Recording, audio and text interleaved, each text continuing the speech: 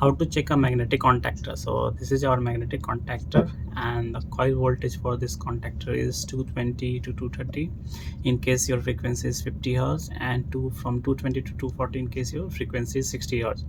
So for testing, what we need to do, we need to connect wires to its coil, which is A1 and A2. So I'm going to connect this wires first to its coil.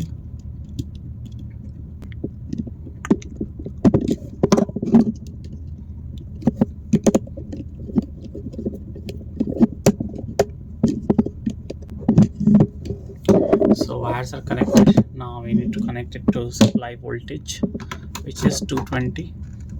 And now the wires are connected, voltage is also connected. Now let's see what happens when we are switching on the power supply.